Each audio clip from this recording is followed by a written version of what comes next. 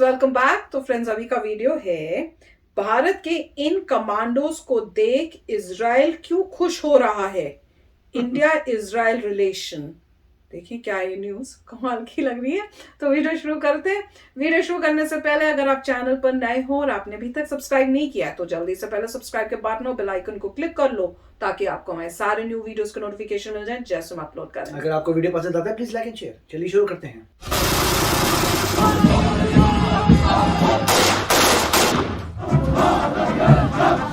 इस बार गणतंत्र दिवस पर जब राजपथ पर भारतीय सैनिक परेड कर रहे थे, उस समय सबसे ज्यादा नजरें पैराशूट रेजिमेंट के मार्चिंग दस्ते पर थीं। इसकी वजह पैराशूट रेजिमेंट के कमांडोज द्वारा पहनी गई भारतीय सेना की नई कॉम्बैट यूनिफॉर्म भी थी और उनके हाथों में पकड़ी गई असॉल्ट राइफल थी।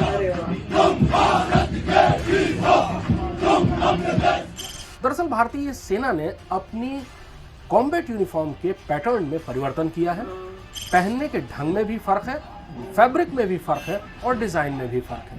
ये नई यूनिफॉर्म पहली बार सेना दिवस और गणतंत्र दिवस समारोह में पैराशूट रेजिमेंट के कमांडोज को दी गई, जिन्हें पहनकर उन्होंने राजपथ पर परेड की।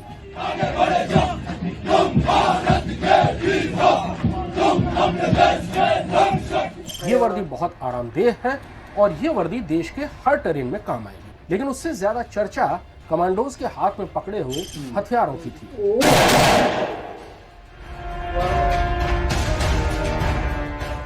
ये हथियार टवोर असॉल्ट राइफल्स हैं, जिनको भारतीय सेना में 2000 के दशक के आखिरी सालों में शामिल करना शुरू किया था। अभी भारतीय सेना का standard issue weapon INSAS rifle ही है, लेकिन स्पेशल ऑपरेशंस के लिए टवोर राइफल इस्तेमाल की जा रही है, जिनका इस्तेमाल मार्कोज यानी मरीन कमांडोज भी करते हैं और पैराशूट रेजिमेंट के स्पेशल फोर्सेस के दस्ते। टवोर इजराइल की बनी हुई असॉल्ट राइफल है। 5.56 mm कैलिबर की ये असॉल्ट राइफल एक बार में 30 राउंड की मैगजीन लोड की जा सकती है। इसमें इसकी रेंज 550 मीटर है। रेट ऑफ फायर बहुत अच्छा है, 750 राउंड पर मिनट से लेकर 900 राउंड पर मिनट। लेकिन टवोर की खूबसूरती ना तो इसकी फायरिंग रेंज है और न ही इसका रेट ऑफ फायर। टवोर की खूबसूरती है इसका कॉम्पैक्ट होना और इसका डिजाइन। इसको बुलपअप डिजाइन के आधार पर तैयार किया गया है, जिसमें पिस्टल ग्रिप यानी वो जगह जहां से कोई भी सैनिक हथियार को पकड़ता है वो आगे है और मैगजीन पीछे है। इससे हथियार की साइज छोटी हुई, वो कॉम्पैक्ट हुआ, लेकिन बैरल की लंबाई उतनी ही है। इससे सेंटर ऑफ ग्रेविटी में भी फर्क पड़ा और कमांडोज एक हाथ में राइफल थामकर दूसरे हाथ से कोई दरवाजा भी खोल सकता है। अगर किसी रूम इंटरवेंशन की कार्रवाई हो, किसी कमरे में घुसना हो बंधकों को छुड़ाने या ऐसी दूसरी कार्रवाई के लिए, तो सैनिक एक हाथ से राइफल साध सकता है और दूसरे हाथ से दरवाजा खोल सकता है। दरअसल इस गणतंत्र दिवस में भारतीय सेना ने अपनी अलग अलग वर्दियों और अपने अलग अलग हथियारों का प्रदर्शन भी किया। भारतीय सेना के सैनिकों का स्टैंडर्ड इशू वेपन यानी जो हर सैनिक का बेसिक हथियार होता है, वो हथियार समय समय पर बदलता रहा और भारतीय सेना ने आजादी के बाद से लेकर आज तक के सारे हथियार और सारी वर्दियों का प्रदर्शन इस बार गणतंत्र दिवस में बताया था। भारतीय सैनिकों का स्टैंडर्ड इशू वेपन बहुत शानदार होने वाला है और वो होगी ऑटोमेटिक क्लाशनिकोव यानी AK सीरीज की AK-203 राइफल, जिसका प्रोडक्शन भारत में शुरू होने वाला है। फिलहाल भारतीय सेना के लिए 70,000 AK-103 राइफलें रूस से आ चुकी हैं और 6.5 लाख के लगभग राइफलों का प्रोडक्शन भारत में होगा। अभी तक इंसास भारतीय सैनिकों का स्टैंडर्ड इशू वेपन था। इंसास का दौर खत्म हुआ और अब दौर शुरू होगा AK-203 का, जो अब धीरे धीरे भारतीय सैनिकों का standard issue weapon, main basic weapon हो जाएगा और जो कि दुनिया की सबसे अच्छी राइफलों में से एक है। ऑटोमेटिक है, बहुत अच्छी रेट ऑफ फायर है, 600 मीटर से ज़्यादा की रेंज है और 30 राउंड की मैगजीन उसमें लोड की जा सकती है। फुली ऑटोमेटिक है। क्लाशनिकोव दुनिया की सबसे अच्छी राइफलों में से एक है और वही अब भारतीय सैनिकों का स्टैंडर्ड इशू वेपन बनने वाला है। तो फ्रेंड्स, कमाल की न्यूज है। और हाँ, मुझे कमेंट से आपके पता चला था कि सारी जो डिफरेंट यूनिफॉर्म्स हैं वो दिखा रहे हैं, कौन कौन सी गन्स और आर्म्स एंड एमुनेशंस, उसको भी सारा परेड में दिखाया था। तो वो तो कमाल की न्यूज़ है। पर जैसे ये बता रहे हैं कि मेन फोकस था पैराशूट जो कमांडोज है उनको देखने का, क्योंकि उन्होंने नई वाली यूनिफॉर्म पहनी हुई थी, और उसके बारे में हमने वीडियो की भी नहीं है 2-3, जिसमें बताया था कि उनको उसमें डिजाइन भी चेंज किया हुआ है, कपड़ा भी जो मटेरियल है वो भी डिफरेंट है अब पहले से, और बहुत ही अच्छा बनाया है कि वो कैमोफ्लेज हर एरिया में किसी भी टेरेन में हो सकते हैं कैमोफ्लेज, चाहे वो स्नो का एरिया हो या रेगिस्तान हो या कोई भी इस टाइप से ग्रीनरी वाला जंगल का इलाका, तो वो सारा उन्होंने बताया था।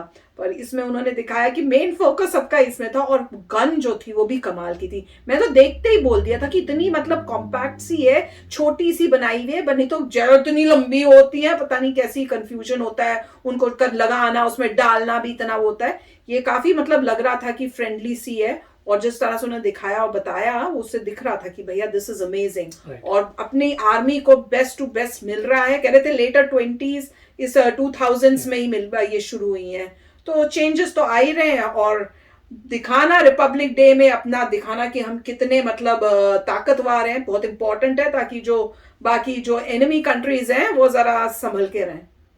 राइट। अब इसमें अच्छी बात ये थी कि AK जो है इंडिया में बनेगी और इंडिया में स्टैंडर्ड इशू बन जाएगा, तो उससे बहुत अच्छा हो जाएगा कि स्टैंडर्ड आपको जो मिल रही है वही AK है और इंडिया में ही बन रही है।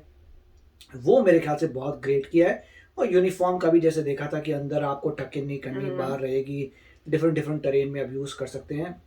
और ऑफ कोर्स अब वो आनी शुरू हो गई है, तो ये आइडिया है। और दूसरा दिखा रहे सारी राइफल्स दिखाई थी और हिस्टोरिकल पर्पसेस से भी दिखाया। ऑफ कोर्स ये सारी इन्फॉर्मेशन मेरे ख्याल से जो पैम्फलेट मिला होगा उसमें सब बताया होगा कि अब ये आ रही है रेजिमेंट, अब ये रेजिमेंट उसके बाद आएगा, वो कौन सी यूनिफॉर्म, उसमें क्या क्या चीज़ें डिस्प्ले की जा रही हैं, और वो आप आराम से देख सकते हैं। तो काफ़ी अच्छी बात है। और अब फोकस इवेंचुअली आ रहा है इन चीज़ों में कि आप वेपन्स कौन से यूज़ कर रहे हैं, आपने अपग्रेड किया नहीं किया, आपने कौन सी कंट्री से लिया, उसके बाद जो है फ्यूचर में आप कौन सा करेंगे, क्या आप खुद बना रहे हैं, और खुद बनाने के लिए आपको क्या क्या पार्ट्स चाहिए, क्या वो मिलते हैं। तो ये, और उसके बाद हमने कई वीडियोस किए जिसमें ये था कि भाई हम ये इतने सारे एयरप्लेन्स मंगवाने वाले थे, कैंसिल, कि हम खुद ही बनाएंगे। जो उन्होंने बोला ये सब जितनी भी छोटी मोटी चीजें हैं जो लगा यार इसमें ज्यादा टेक्नोलॉजी लगेगी नहीं, हम खुद बनाएंगे। जिसमें लग रहा है कि अभी हमारे पास टेक्नोलॉजी नहीं है मास प्रोडक्शन की, वहां पे अब बाहर से मंगवाइए। मेरे ख्याल से अब और भी एक्सपर्टाइट हो जाएगा रिवर्स इंजीनियरिंग का, कि जैसे आपको कई खबरें आती हैं कि चाइना है वो कहीं से मान लीजिए S-300 लेता है, फिर अपना S-300 का वर्जन बना के पाकिस्तान को भेज देता है। मतलब वो कहीं से कुछ माल लिया, उसको रिवर्स इंजीनियरिंग किया, पता लगा उसका खुद का वर्जन बन गया और दुनिया भर को बेचता पा रहा है, जबकि ये सब इलीगल है। मगर आप कोई प्रूव नहीं कर सकता कि उन्होंने रिवर्स इंजीनियरिंग, वो कहेंगे भाई हमने तुमसे खरीदा, मैंने अपना किया, छोटा मोटा डिजाइन चेंज किया, ये किया।